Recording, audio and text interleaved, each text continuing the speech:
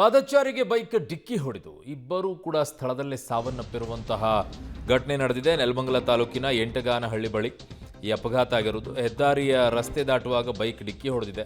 50 ವರ್ಷದ ಶ್ರೀಧರ್ ಅನ್ನೋರು, 30 ವರ್ಷದ ಅರ್ಚನಾ ಇವರು ಮೃತಪಟ್ಟವರು. ನೆಲಮಂಗಲ ಸಂಚಾರಿ ಪೊಲೀಸ್ ಠಾಣೆಯಲ್ಲಿ ಪ್ರಕರಣ ದಾಖಲಾಗಿದೆ.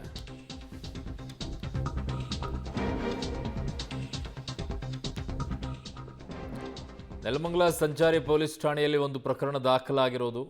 50 ವರ್ಷದ ಶ್ರೀಧರ್ ಅಂತ ಹೇಳಿ, 30 ವರ್ಷದ ಅರ್ಚನಾ ಇವರು ಹೆದ್ದಾರಿ ರಸ್ತೆ ದಾಟುವಂಥ ಸಂದರ್ಭದಲ್ಲಿ ಬೈಕ್ ಡಿಕ್ಕಿ ಹೊಡೆದಿದೆ. ನೆಲಮಂಗಲ ತಾಲೂಕಿನ ಎಂಟಗಾನಹಳ್ಳಿ ಬಳಿ ಈ ಅಪಘಾತದಿಂದಾಗಿ ಇಬ್ಬರೂ ಕೂಡ ಸ್ಥಳದಲ್ಲೇ ಸಾವನ್ನಪ್ಪಿರುವಂತಹ ದುರ್ಘಟನೆ ನಡೆದು ಹೋಗಿದೆ. ಸೊ ಬೈಕು ಕೂಡ ಅಲ್ಲಿ ನೋಡ್ತಾ ಇದ್ರೆ ಹೇಗೆ ಬಿದ್ದಿದೆ ಅಂತ ಹೇಳಿ, ತುಂಬ ಅವನು ಸ್ಪೀಡಲ್ಲಿದ್ದರು ಅಂತ ಕಾಣಿಸಿದೆ. ಹೆದ್ದಾರಿಯಲ್ಲಿ ಇದೊಂದು ದೊಡ್ಡ ಸಮಸ್ಯೆ. ಜನ ದಾಟಬೇಕಾದ್ರೆ ದೂರದಲ್ಲಿದೆ ಬಿಡು ಅಂಥೇಳಿ ದಾಟಿ ಬಿಡೋಣ ಅಂತ ಹೋಗ್ತಾರೆ. ಬಟ್ ಅದು ಯಾವ ವೇಗದಲ್ಲಿ ಬರ್ತಾ ಇದೆ ಅನ್ನುವಂಥದ್ದು ಗೊತ್ತಾಗೋದಿಲ್ಲ. ಅದೇ ಈ ಅಪಘಾತಕ್ಕೆ ಕಾರಣವಾಗಿ ಹೋಗ್ಬಿಡುತ್ತೆ. ಸೊ ಅದ್ರ ಬಗ್ಗೆ ಸ್ವಲ್ಪ ಎಚ್ಚರ ಇರಬೇಕು. ನನ್ನ ಸಹೋದ್ಯೋಗಿ ಪ್ರಕಾಶ್ ನನ್ನೊಂದಿಗೆ ಸಂಪರ್ಕದಲ್ಲಿದ್ದಾರೆ. ಪ್ರಕಾಶ್, ಹೇಗಾಗಿದ್ದು? ಹೆದ್ದಾರಿಯಲ್ಲಿ ರಸ್ತೆ ದಾಟಬೇಕಾದ್ರೆ ಈ ಅಪಘಾತಗಳು ತುಂಬ ಡೇಂಜರಸ್ ಆಗಿರುತ್ತೆ. ಈ ಪ್ರಕರಣ ಹೇಗಾಗಿದ್ದು ಅಂತ?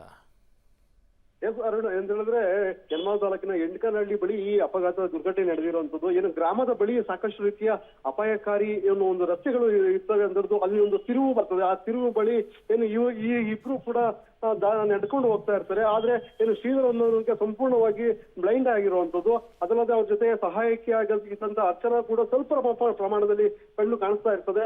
ಆದ್ರೆ ವೇಗವಾಗಿ ಬಂದಂತ ಬೈಕ್ ಸವಾರ ಏನೋ ಒಂದು ಈ ಇಬ್ಬರಿಗೂ ಗೊತ್ತಿದ್ದ ಪರಿಣಾಮ ಇಬ್ಬರು ಕೂಡ ಸ್ಥಳದಲ್ಲೇ ಸಾವನ್ನಪ್ಪಿರುವಂತದ್ದು. ಸ್ಥಳಕ್ಕೆ ಏನು ಬೆಂಗಳೂರು ನೆಲಮಂಗಲ ಗ್ರಾಮಾಂತರ ಮತ್ತೆ ಏನು ಟ್ರಾಫಿಕ್ ಪೊಲೀಸರು ಸಹ ಸ್ಥಳಕ್ಕೆ ಭೇಟಿ ನೀಡಿ ಒಂದು ಪರಿಶೀಲನೆ ದಾಖಲಿಸಿಕೊಂಡು ಪ್ರಕರಣ ಕೂಡ ದಾಖಲಿಸಿಕೊಂಡಿದ್ದಾರೆ. ಏನಂತ ಹೇಳಿದ್ರೆ ಇಬ್ರು ಆಂಧ್ರ ಆಯುಧದಿಂದ ಸಾಕಷ್ಟು ರೀತಿಯಲ್ಲಿ ನೋವಿನ ವಿಚಾರ ಆಗಿರುವಂತದ್ದು. ರಸ್ತೆ ದಾಟುವಾಗ ಸಾಕಷ್ಟು ರೂಲ್ಸ್ ನಿಯಮಗಳನ್ನು ಸಹ ಪಾಲನೆ ಮಾಡಬೇಕಾಗ್ತದೆ. ಆದ್ರೆ ಒಂದೊಂದು ಗ್ರಾಮದ ಬಳಿ ಯಾವುದೇ ನಾಮಫಲಕ ಮತ್ತೆ ರಸ್ತೆಯ ಸೂಚನೆಗಳು ಇಲ್ಲದೆ ಇರೋದ್ರಿಂದ ಈ ಅಪಘಾತಗಳಿಗೆ ಕಾರಣ ಆಗ್ತಾ ಇರುವಂತದ್ದು. ಅರುಣ್. ಓಕೆ ಪ್ರಕಾಶ್, ನಿಮ್ಮೆಲ್ಲ ಮಾಹಿತಿಗೆ ಧನ್ಯವಾದಗಳು.